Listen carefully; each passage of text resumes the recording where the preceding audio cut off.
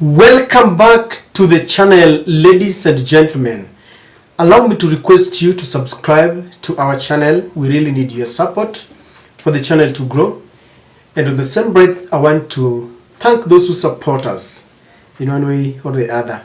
All our subscribers, those who take a moment to watch our videos and even communicate. I want us to delve on the issue of Kithure Kindiki.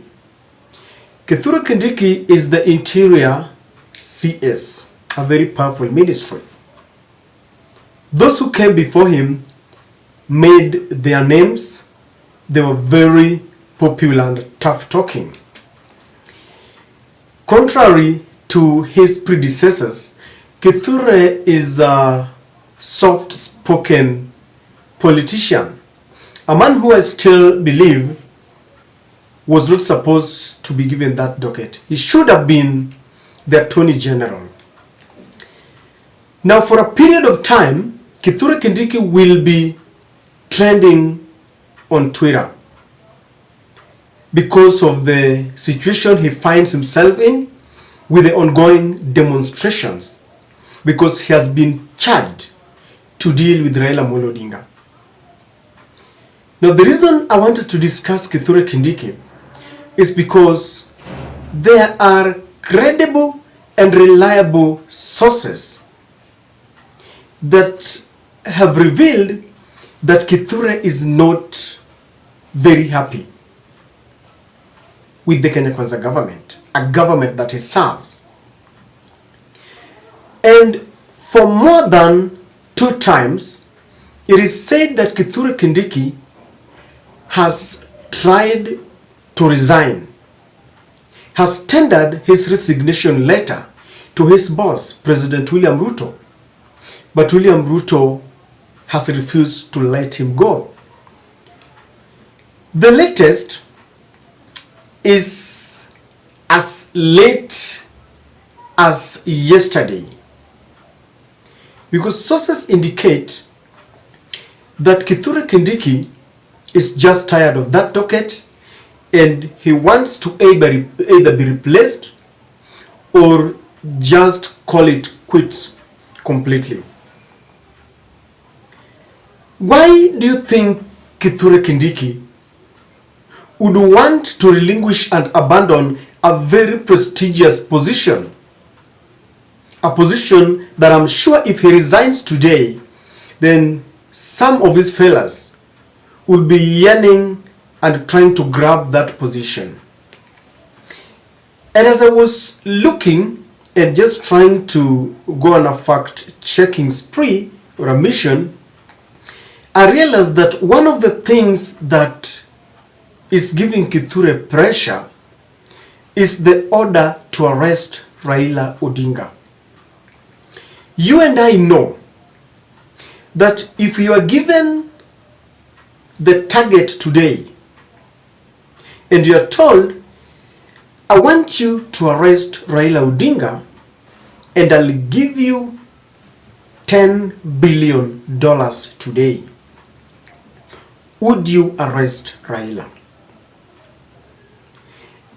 And if you've been following the politics of Kenya today, then you'll realize that yes, you can try to arrest Raila Amolo Odinga.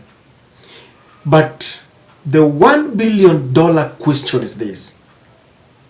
Then what? What happens next after arresting Raila? For the Kenya Kwanza adherents, they will tell you that nothing will happen. But sycophants, those are sentiments of sycophants. I'll tell you for free that today there are about 3 or 4 people in Kenya that when you touch, then I can assure you, you shall have dialed a very dangerous button. Raila Amolo Odinga is the first citizen that you cannot touch because of the repercussion, the aftermath of apprehending him. The second person would be William Samoei Ruto. And of course, I think you cannot just touch Uhuru Kenyatta. That is debatable. But Kithure Kindiki knows very well that the consequences of arresting Raila Odinga would be so enormous on him, and he will carry the burden. Because today, let us call a spade a spade. If you dare arrest Raila Odinga, the country will go into flames. I'm telling you, there will be political, social, and economic unrest.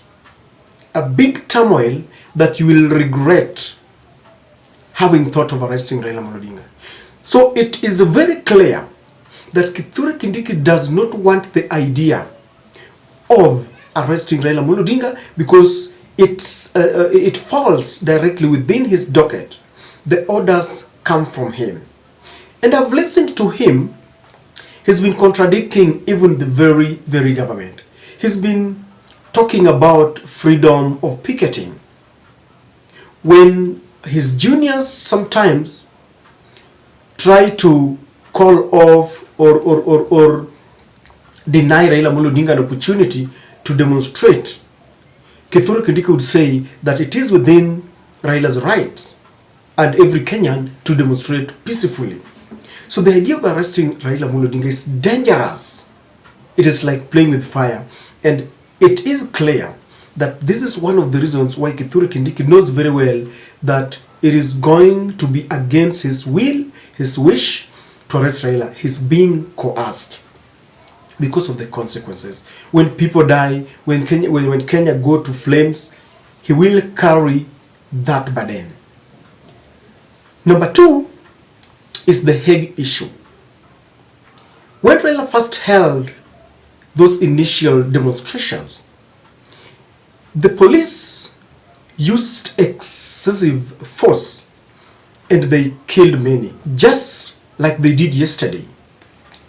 It reached a point when the Azimio wrote a letter to the international community accusing them of being loudly silent when the Kenya Kwanza regime is going on rampage and killing innocent Kenyans. They didn't end there. They did another letter to The Hague and accused the Inspector General, Japheth Koome, of presiding over assassination and massacre of youths and Kenyans who are exercising their democratic rights. And if you have watched carefully, Japheth Koome, the IG, has taken a backseat. He's exercising a very passive role, unlike the first stages when he was on top of everything. And so now Kithure Kindiki remains as the boss. He's calling the shots. And he knows very well that a time will come, because it has happened before, when people who took orders from the president remained alone. You remember the former police commissioner, Ali, who took orders in 2007 from Mwai Kibaki. He went to The Hague and Kibaki remained behind. So Kithure Kindiki knows that he will carry his own cross. Remember, Kithure Kindiki was part of the legal team that represented William Samoei Ruto at The Hague when they were indicted with the former president Uhuru Kenyatta. And so he understands the law. He knows very well that a time will come when he will be needed at The Hague. There are sources that the International Court has sent people and they're monitoring very closely what is happening, because there are accusations and counter accusations. The government is accusing the opposition of presiding over destruction of property and loss of lives.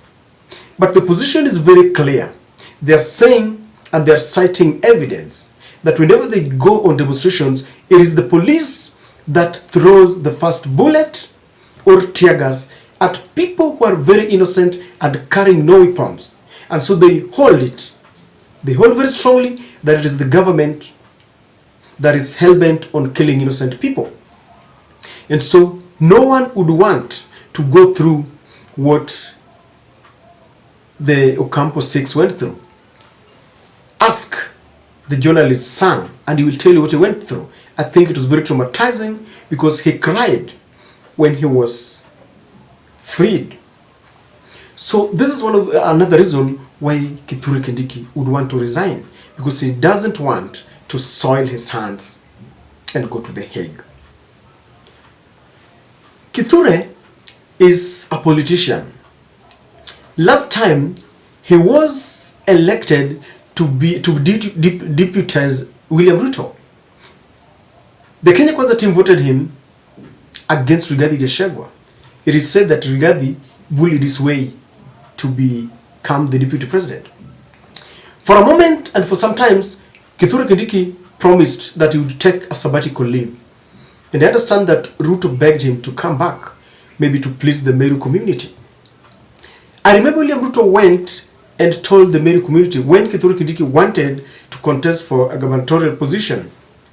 And Ruto told them, please allow me to go with Kithure Kindiki at the national level. He's going to help me. And they said, okay. Kithure Kindiki is still eyeing a gubernatorial position in 2027.